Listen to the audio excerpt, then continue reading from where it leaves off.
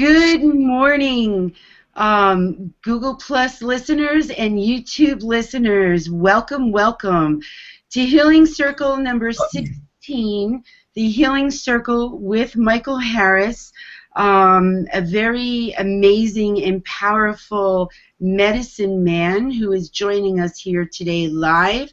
And I apologize for us being late, but you know, as Mercury's in retro, in about 15 minutes, we will be taking a short break to call into Blog Talk. So let's bring Michael on right now. Michael Harris, welcome. Good morning. How are you doing? I'm doing great, and I'm excited that you're here. And so am I. I'm coming from British Columbia, the province of British Columbia in Canada. Nagoyelwa. That's my name, my spirit name, which means he who walks far. And I'm from the Gitxsan Nation, which is northern British Columbia.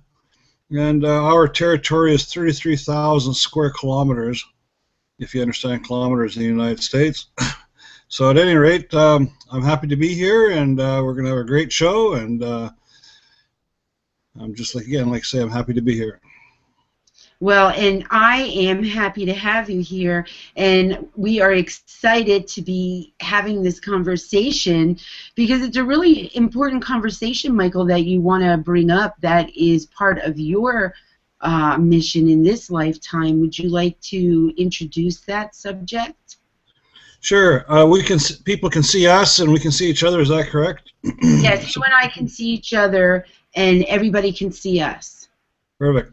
So you can see that I have a hat on, and this hat is made from the cedar tree, and it was harvested and made by a life giver, a woman that's a medicine person, and she goes through many protocols and procedures and prayers and such before she takes the cedar from the tree, and then she manipulates the bark to the point where she can actually use it to make something, and she made this hat. So this hat is part of Mother Earth, and when I'm wearing it, that means I'm connected to Mother Earth. And so I'm just going to take it off now. I just wanted people to see the cedar hat, and she gifted it to me, which is a wonderful thing. The reason I wore that now to start off this topic that we're going to have today, which is about life givers, about women. Now, I know that eons and eons before Christopher Columbus came to North America, the men had taken the power away from the women. And when Christopher Columbus came to Canada, and he's seen the people and got to talk to them, he's seen the wealth of the country. He's seen the wealth of the fish. He's seen the wealth of the timber and the ones that were flying. And he's seen all the four-leggeds. They went after the beaver for the hats and different animals for pelts. It was a big resource for Europe. And so they went to the men and they asked permission to start harvesting this resource. And the men said, well, we don't have that right to give that to you. You need to talk to our life givers, our leaders. And so they went to the circle of elders, which were life givers, and they asked permission to start harvesting.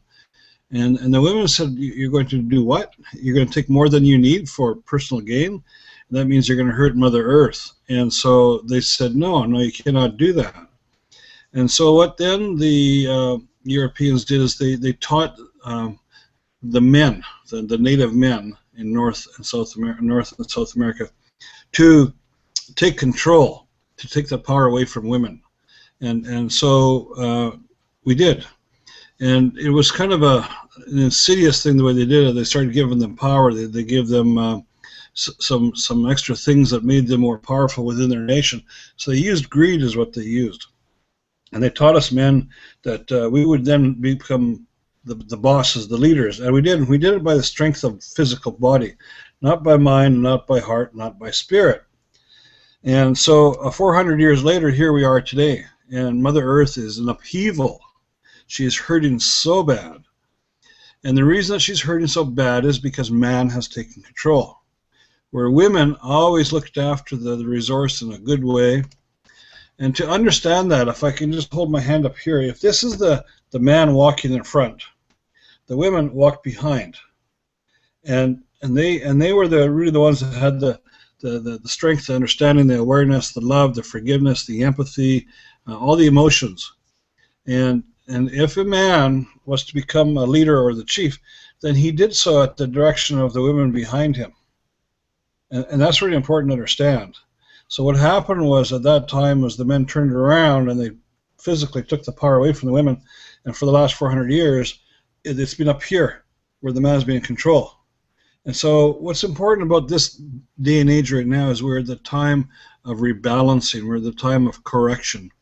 And you can see Mother Earth is just having all kinds of upheavals. We've had all kinds of upheavals within our air, within our ground, within our water.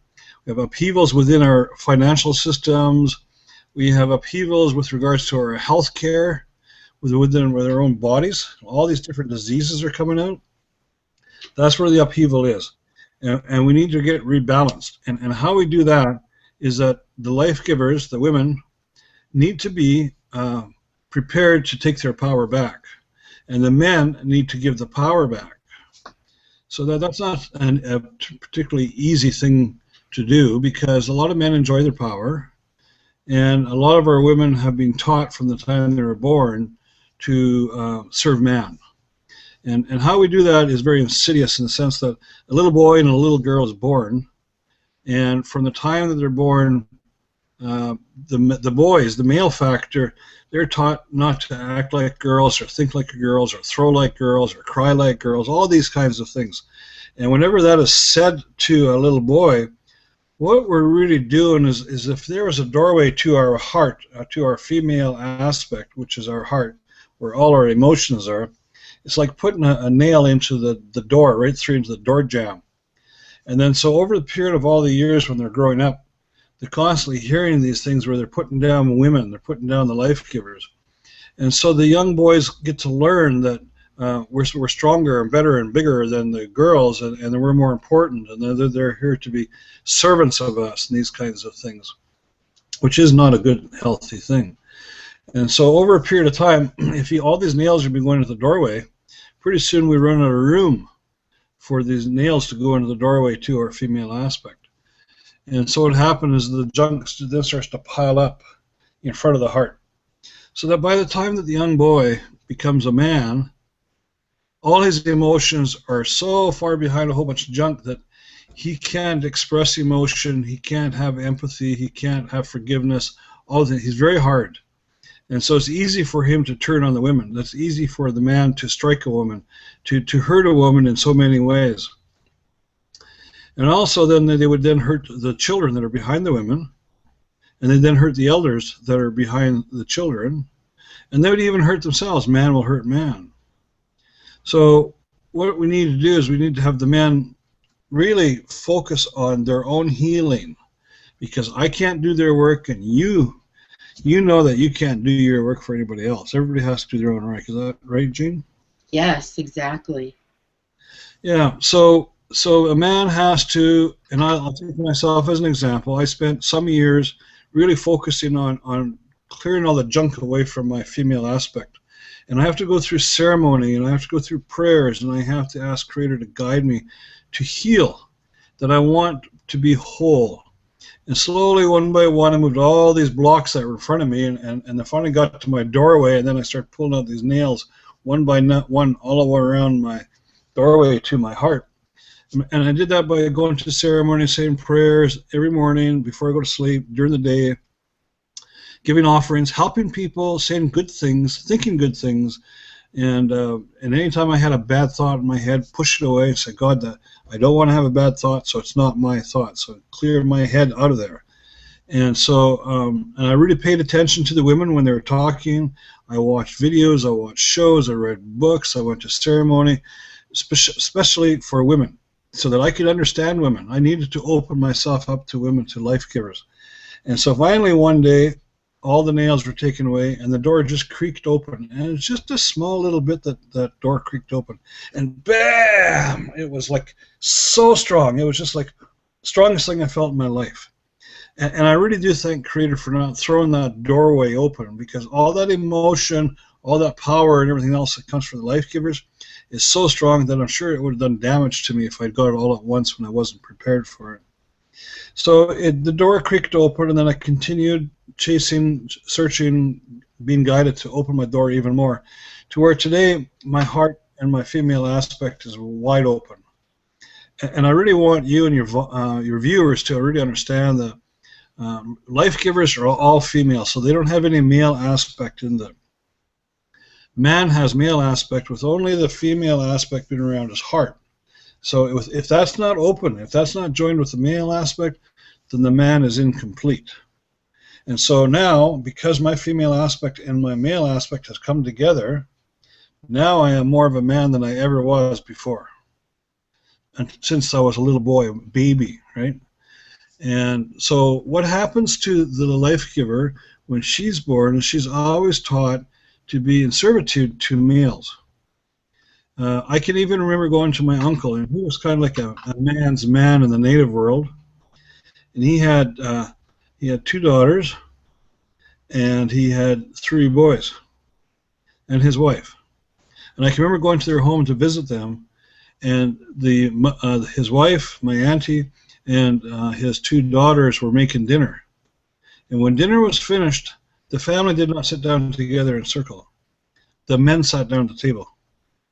Even the younger boys that were younger than the girls, they sat at the table. And the women fed us. And when we were finished eating, we got up and left the table, and then the women were permitted to sit down and eat. And that was considered traditional. Now, that was only traditional for the last 400 years, when we were taught, when the Europeans came here and taught us their ways. Because before that, there was so much respect that no one was felt to be above anybody else. Everybody helped each other and support each other and respect each other. And if anybody was ever hurt someone else, they would be called into council. They'd be called into a circle. Certainly, you would never talk badly about your mother or your sister or your wife or anybody, especially if they're life givers, because they're held in such high esteem. And so that's what's happened. So the women were taught throughout their whole life that they were less than males. And so now they become grown up, they become mothers. And because they've been indoctrinated with that attitude, the understanding, the awareness that they're less than men, they then teach their daughters the same thing. And the thing perpetuates itself over the years. And so here we are. Now, before Christopher Columbus came over here, we were told that he was coming. Our medicine people knew that he was coming. They were very connected to Creator and to spirits. And the spirits let them know that we're native North and South Americans. We're going to go through a very difficult time. In fact, we would face extinction. The good news was, and is, that we would not be extincted. And we would go forward. And we would come out from the darkness into the light. And when we came out into the light, which is today, by the way, so it's a really exciting time in history of Mother Earth, that we're alive right now, that we're here. And so, when we come into the light, that's the time of rebalancing. That's the time that the life givers receive their power back, and that's the time that the males give their power away. That never belonged to them. May I ask you a question? Can I interrupt you for a moment? Before you continue to go on, I want to just back up a little bit when you were explaining to everyone how you worked very diligently in every moment to open yourself up to your feminine side and to heal whatever needed to be healed regarding that, and being consciously aware of women and what they've been through and where they need to come around to be today. What I want to ask you regarding that is, which would be helpful, I think, for our men listeners, is how was that for you? I mean, you made a conscious choice, but there's lots of men out there that are not in that space. And I'm sure you might be able to add, too, that any man who is not, along with any woman who is not willing to take a step into their power of balance, is going through extreme strugglings in these times of opportunities. Again, I'll go back to that moment where I said that each person has to do their own work. So we support that person by doing their work, by introducing to them spirituality. Now, there's a difference between spirituality and religion. So let me explain to you my understanding of religion. Religion is a man-based organization. And I believe that when religion first began, it was a very good thing. And it was meant to help the people become spiritual.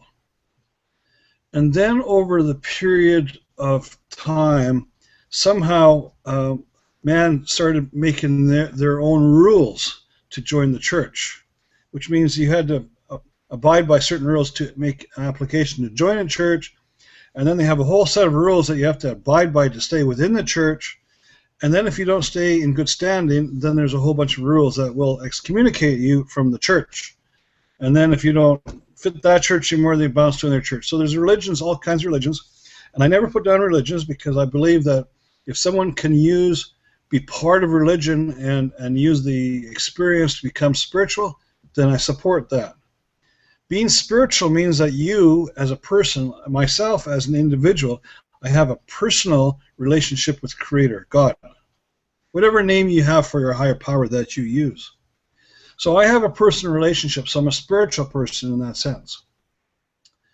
And I've gone to many churches over my lifetime. So personally, I was always just missing something. And I can remember my partner saying to me, "What is it you're searching for?" And I couldn't come up with an answer. Something was missing. Now, the people were wonderful. The ceremonies within the church were wonderful. I loved the singing. I loved how we went through different protocols and procedures to do our work. I had a really good feeling when I left church Sunday morning or during the week if I went during the week, those kinds of things. But something was missing, and so that's why I think I ended up going to different churches. I'm Native Canadian, Native American. I'd be North America is what I'm saying.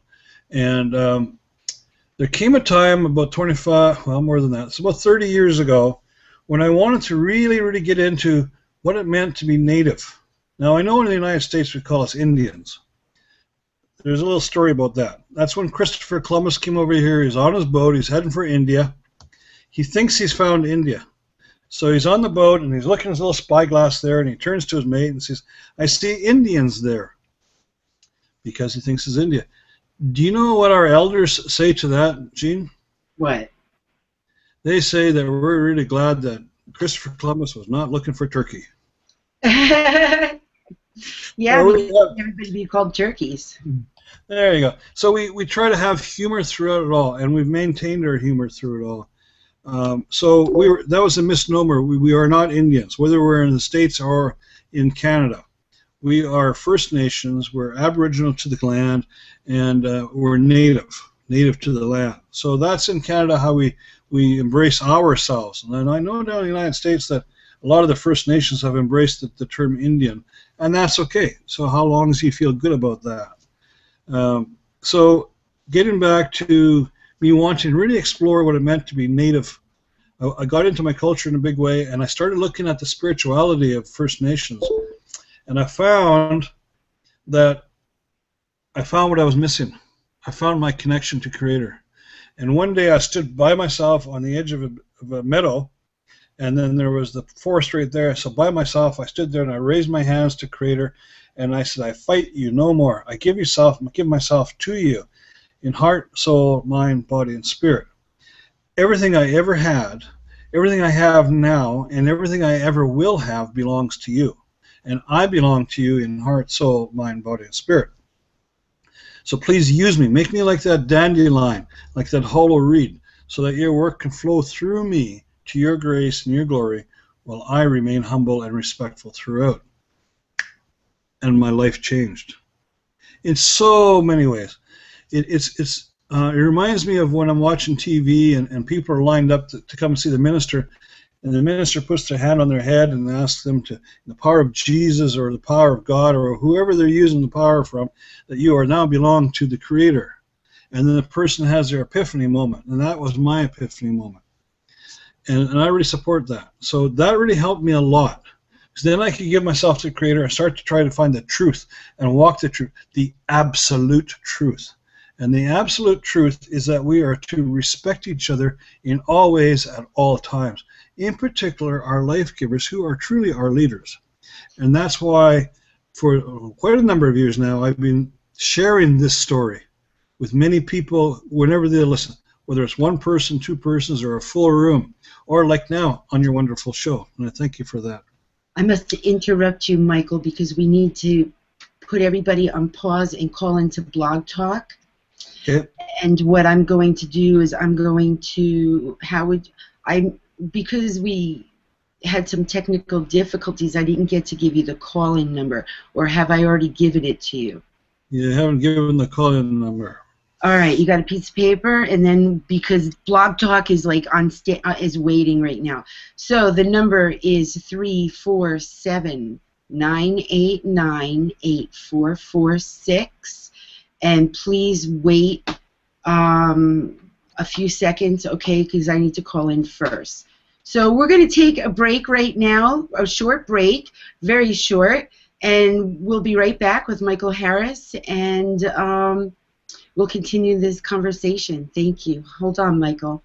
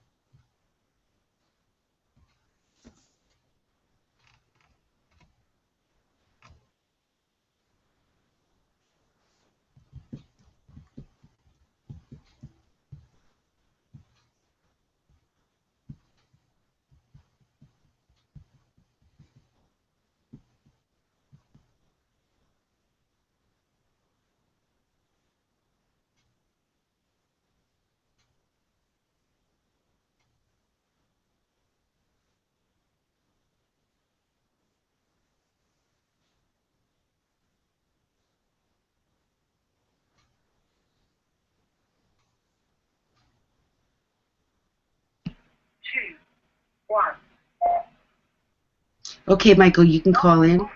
How do I do that? You just dial the number on your telephone that I just gave you. Oh, so we'll be on my phone and on? Okay. Yeah, and we're a little late for everything today, but that's okay.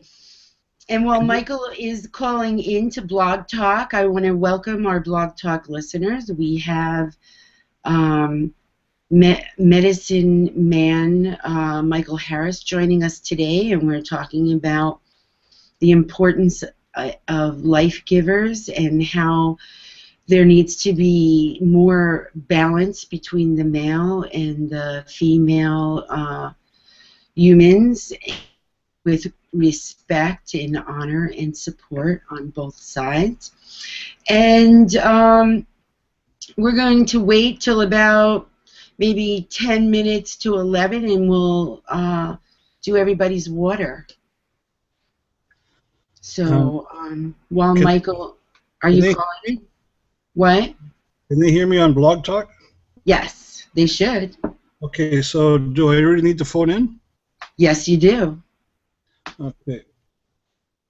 If you do not phone in, they will not hear you on Blog Talk, only Google Plus and YouTube. Okay. I'm trying to get on here. Hang on. It's okay. Anyone who listens to my show or tunes in, Michael, just goes with the flow, because that's what we talk about a lot. Going with the flow and just being in the space of grace. Okay, phone in. Blog Talk Radio. Welcome to Blog Talk Radio. Please hold and you'll be able to listen to the show. Okay, but I'm bringing you in. Hang on. Good morning, Michael. Welcome. Good morning.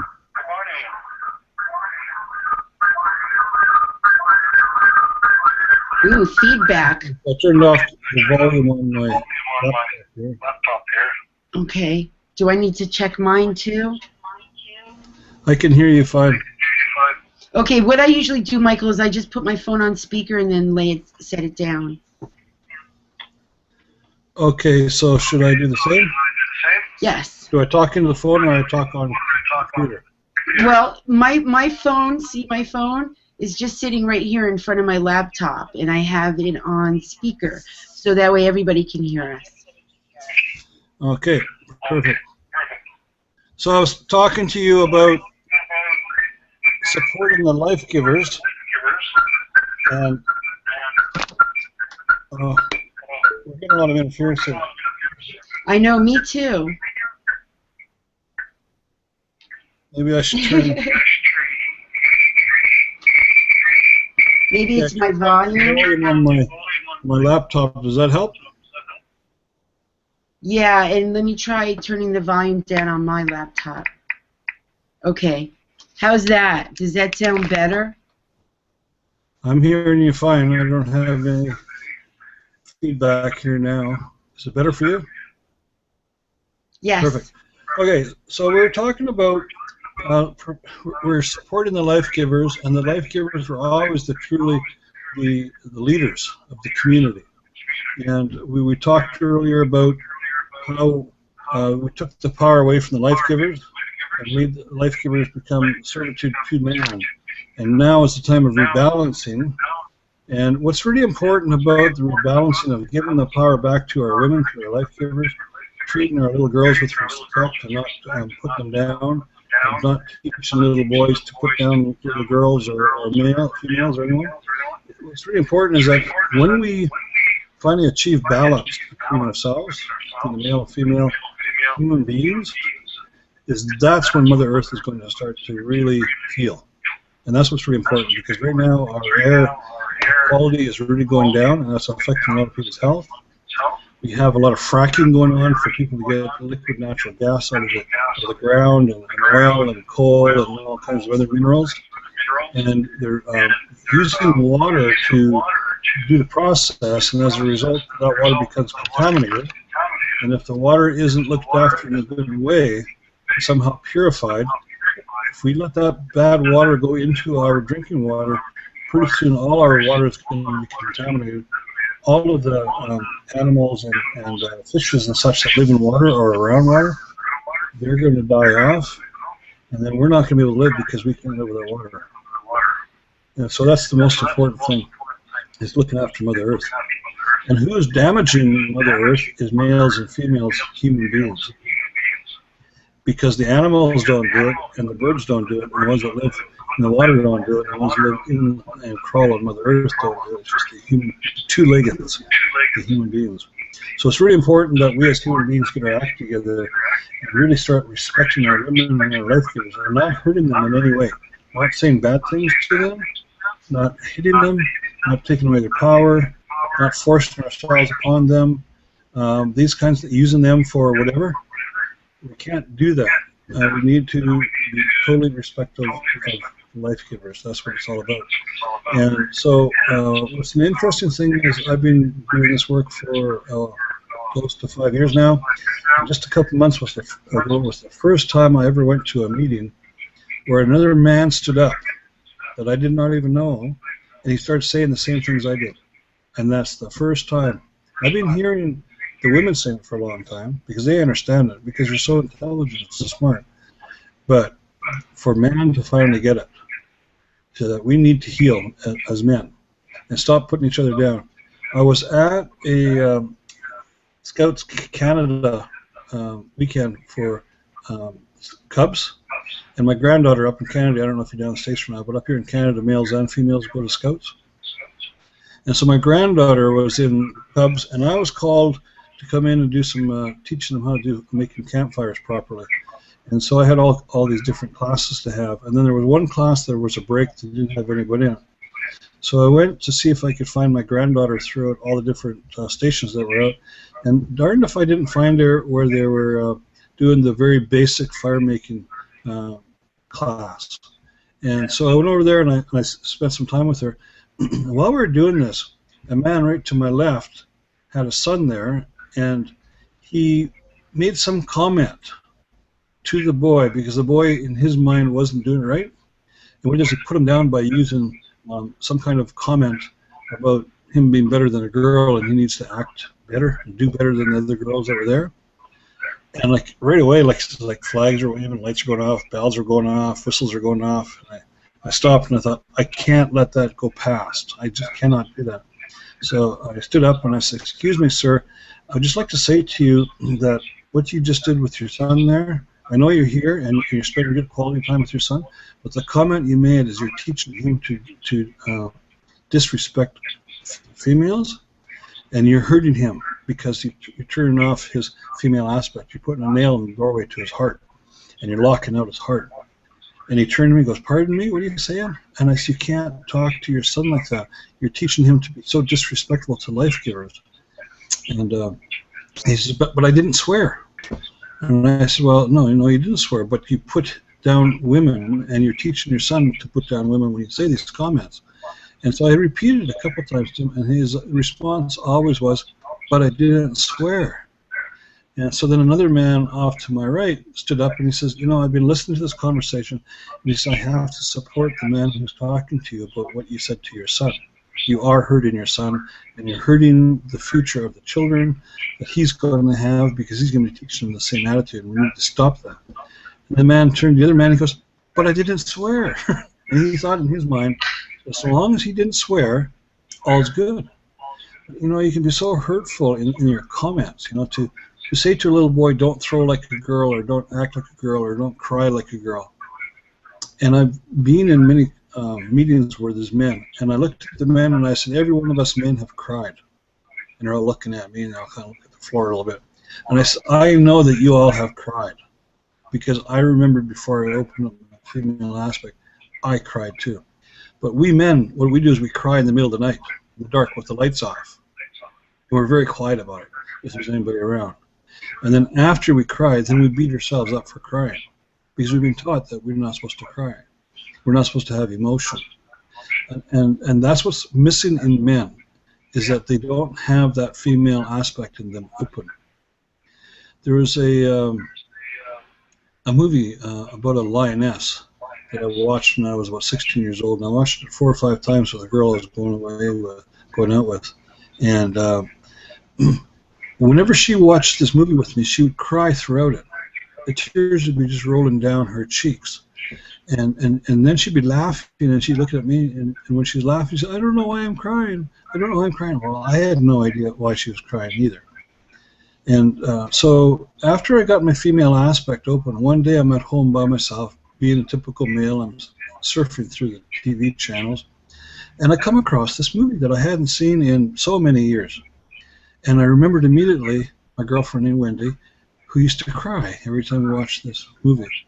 And I thought, I wonder if I would get why she cried now that my female aspect's open. And so I sat down and I watched this movie. And the tears just flowed down my cheeks as I watched the movie, and I got it.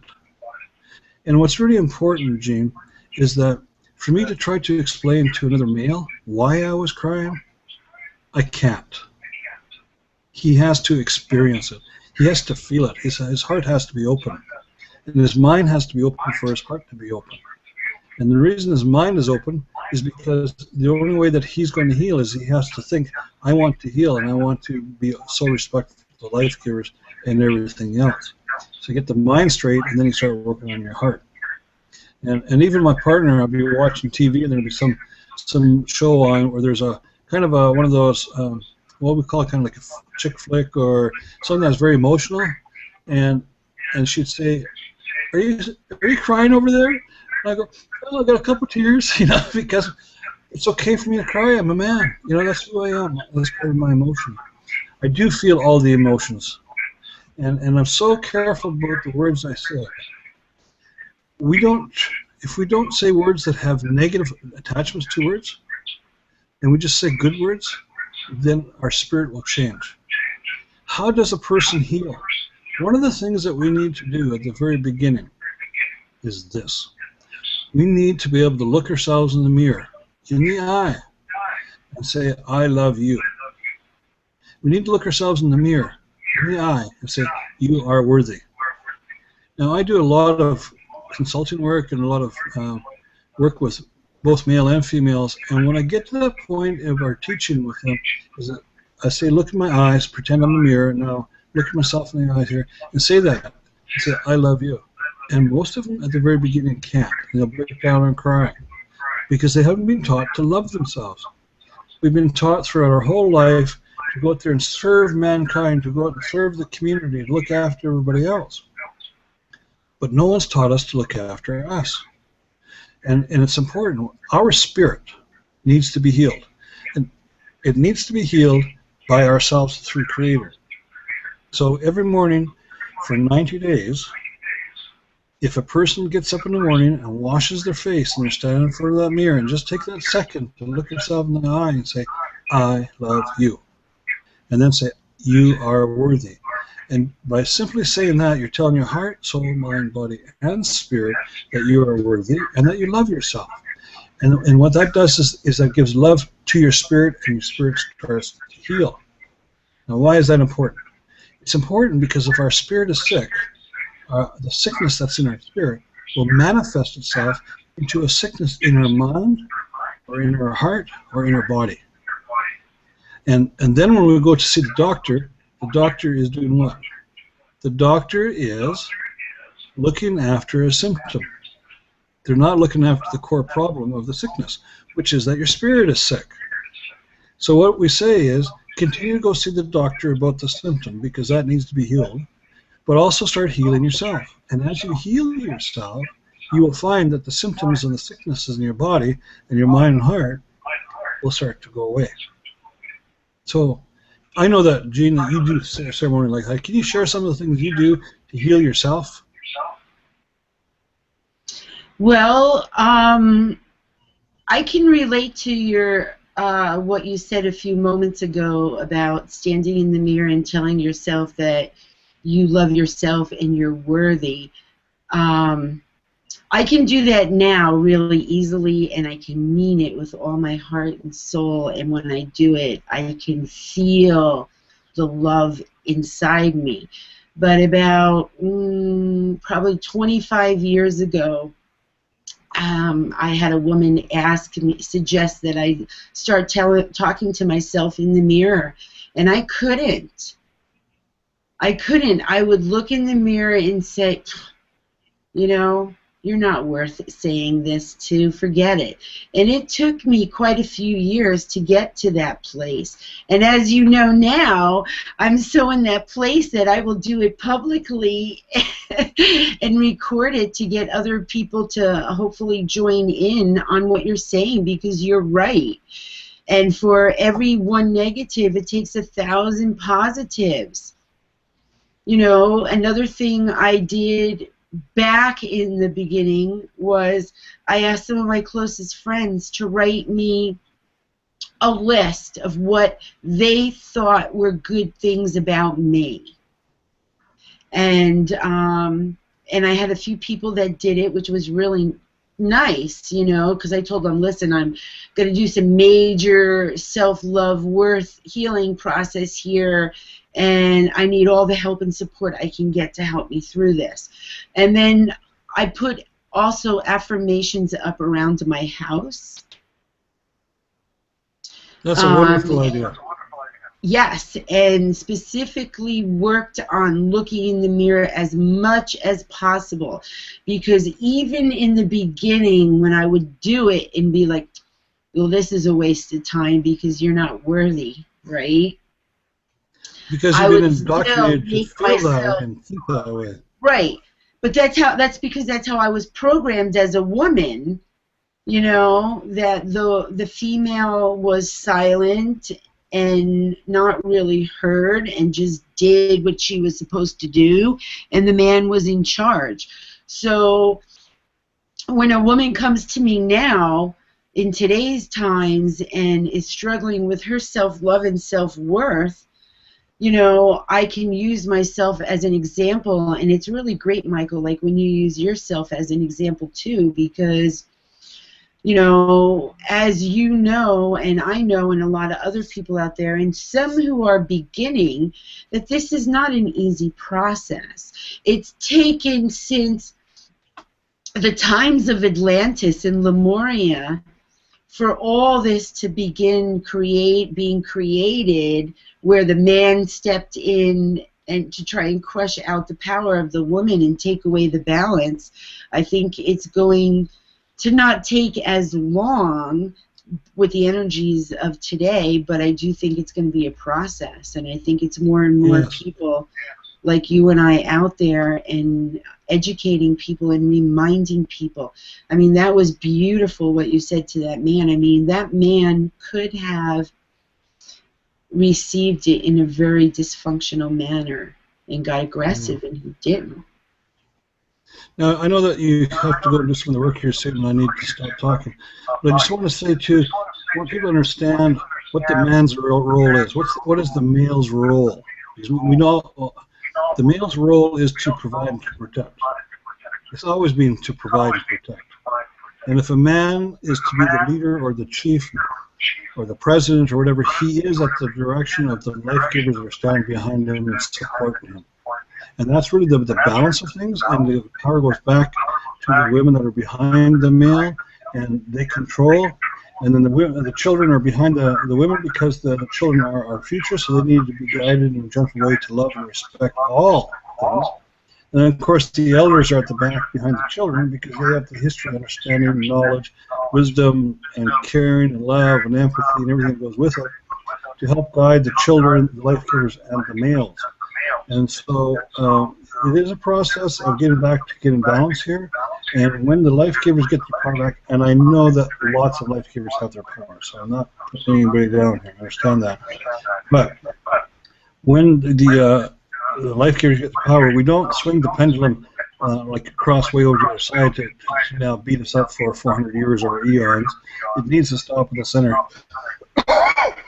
And it needs to stop in the center and stop there and forgive man for being so abusive for all these years, and you have that strength and ability to have that empathy and love and forgiveness for us, and that the men ask for the forgiveness and we step back in the way we are, and then in that way Mother Earth is going to begin to heal in a really, really good and profound way, because we need good quality air, we need good quality water, we need good quality ground.